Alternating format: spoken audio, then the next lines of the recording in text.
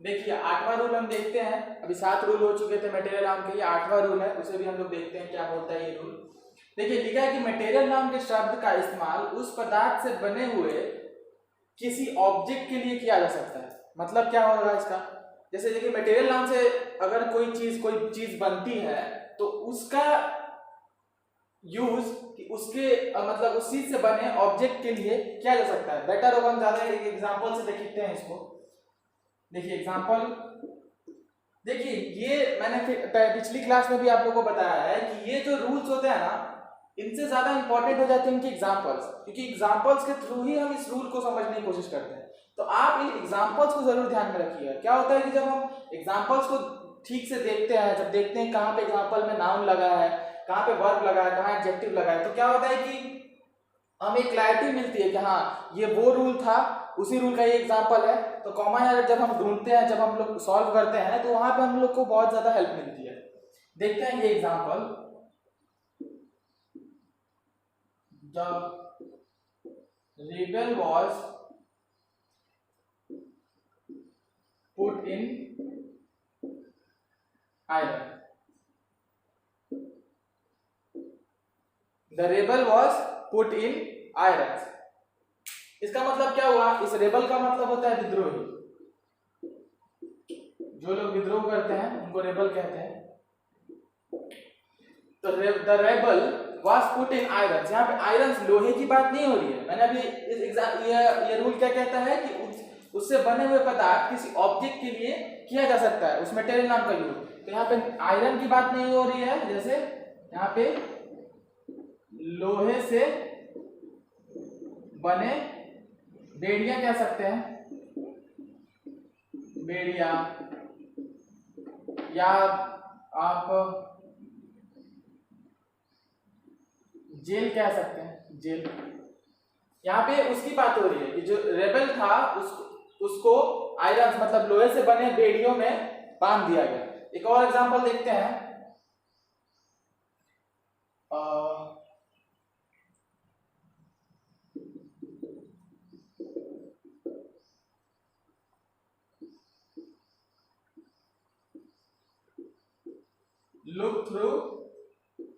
look through the glass।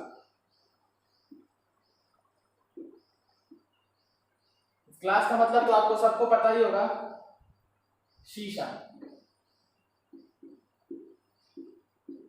शीशा। लेकिन यहाँ पे शीशे की बात नहीं हो रही है। यहाँ पे लुक थ्रू द ग्लास मतलब शीशे नहीं, शीशे से बने किसी ऑब्जेक्ट के बारे में भी बात हो सकती है। जैसे शीशे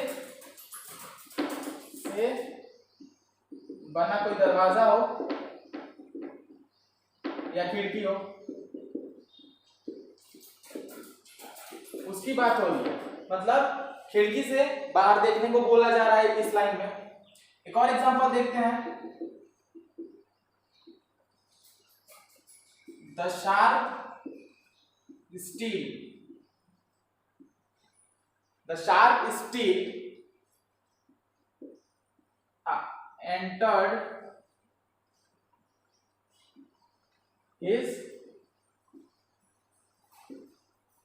flesh। The sharp steel entered his flesh। यहाँ पे स्टील की बात नहीं हो रही है। ये शार्प स्टील मतलब एक बहुत ही धारदार स्टील। ये किस चीज के लिए यूज हो रहा है, ये जो बहुत धारदार स्टील, चाकू स्टील से बना है। मैंने अभी बताया था कि मटेरियल नाम से बने किसी ऑब्जेक्ट के लिए यूज किया जा सकता है। तो द शार्प स्टील मतलब चाकू, और यहाँ पे फ्लैश मतलब पता है मांस होता है, मांस। तो मांस की बात नहीं हो रही है, मांस से बने, यहाँ पे शरीर की बात हो रही है।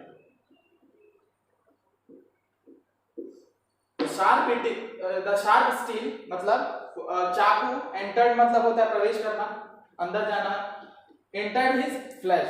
तो यहाँ पे देखिए ये मटेरियल नाम का लास्ट रूल था, और जैसा कि मैंने आपको एग्जांपल्स से बताया, इनको एग्जांपल्स को ध्यान रखिएगा और इनको आप बस एक बार रोज इन एग्जांपल्स के थ्रू पहले इसको पढ़िएगा, the rebel was put in irons. फिर देखिएगा इसमें आयरन्स की बात नहीं हो रही है, इनसे बने किसी लोहे या बेड़ियों जाल की बात हो रही है। उसके बाद इस रूल को पढ़िएगा कि मटेरियल नाउन के शब्द का इस्तेमाल उस पदार्थ से बने हुए ऑब्जेक्ट के लिए किया जा सकता है। तो ज्यादा आपको क्लियरिटी मिलेगी, आपका ज्यादा कॉन्सेप्ट क्लियर होगा।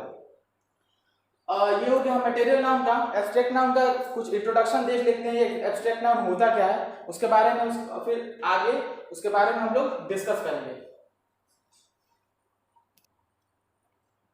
देखिए अब हम लोग लास्ट नाउन पे आते हैं, एब्स्ट्रैक्ट नाउन। मटेरियल नाउन का भी हमने 8 रूल देखे। देखिए एब्स्ट्रैक्ट नाउन, देखिए जब भी हम किसी व्यक्ति या वस्तु में किसी के गुण को, अगर जैसे गुण के बारे में अगर बात करते हैं तो उसे वहां पर हम लोग एडजेक्टिव का यूज करते हैं। लेकिन जब वही हम लोग किसी के गुण को अलग से हटकर स्वतंत्र रूप से उसके बारे में सोचते हैं ना, उसी को एब्स्ट्रैक्ट नाउन कहते हैं।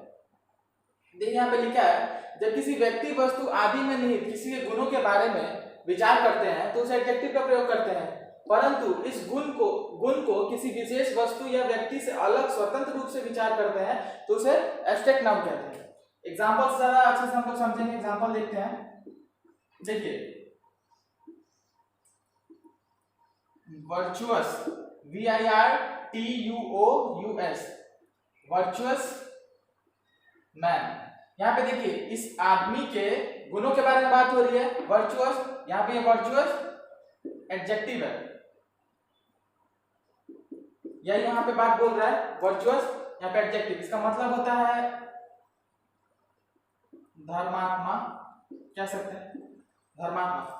वर्चुअस मैन ये एडजेक्टिव है, और यही बोला जा रहा है कि जब इस विशेष व्यक्ति के गुणों से अलग हटकर बस इसकी बात की जाए तो उसे एब्स्ट्रैक्ट नाउन कहते हैं। यहाँ पे जब जैसे वर्च्यू, ये हुआ एब्स्ट्रैक्ट नाउन का। एक और एग्जांपल देखते हैं, क्रूएल किंग। क्रूएल मतलब आप लोगों को पता ही है, कठोर, निर्दयी, निर्दयी या कठोर। तो ये एडजेक्टिव है आपका,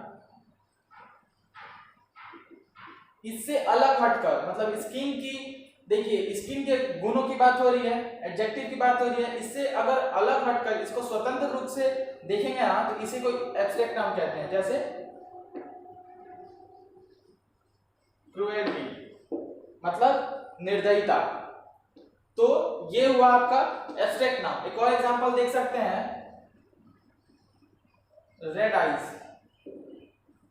रेड आइज मतलब ये आपका 2 नंबर हो गया एग्जांपल, पहला हो गया और ये तीसरा हो गया। रेड आइज मतलब लाल आंख। यहाँ पे आंख के बारे में, उसके गुण के बारे में बात हो रही है, तो ये आपका एडजेक्टिव हुआ रेड, और इसी से बना है रेडिनेस, मतलब लाल आंख, रेडनेस। तो ये आपका जो रेडनेस हुआ ये आपका एब्स्ट्रैक्ट नाउन हुआ। ये हुआ एब्स्ट्रैक्ट नाउन। बेसिकली कहते किसे हैं उसके बारे में मैंने आपको बताया। अगले क्लास में हम लोग देखेंगे इसके बारे में। एब्स्ट्रैक्ट नाउन के 2 पार्ट, इसको 2 भाग में भी बांटा गया है। पहले को एट्रीब्यूट नाउन कहते हैं, और एक और पार्ट होता है जिसे हम लोग वर्बियल नाउन कहते हैं। इसके बारे में हम लोग डिटेल में डिस्कस करेंगे नेक्स्ट क्लास में। और तब तक आप लोग इनको बार बार देखिएगा, रिवाइज कीजिएगा, याद करने की कोशिश कीजिएगा। और हाँ, जो कोई भी इस वीडियो को पहली बार देख रहा है, पहली बार नया हमारे चैनल पे है, इसमें इस नाउन के पीछे भी चैप्टर्स अपलोड किए जा चुके हैं। आप लोग उस चैप्टर को भी जाके देखिए, ज्यादा आप लोग का कॉन्सेप्ट क्लियर होगा। रही बात एब्स्ट्रैक्ट नाउन की, तो इसे हम लोग ये जो उनके 2 पार्ट होते हैं एब्स्ट्रैक्ट नाउन के, एट्रीब्यूट नाउन, ATTRI है, एट्रीब्यूट नाउन और वर्बियल नाउन, इनके बारे में हम लोग नेक्स्ट क्लास में डिस्कस करेंगे। तब तक के लिए स्टे सेफ, थैंक यू।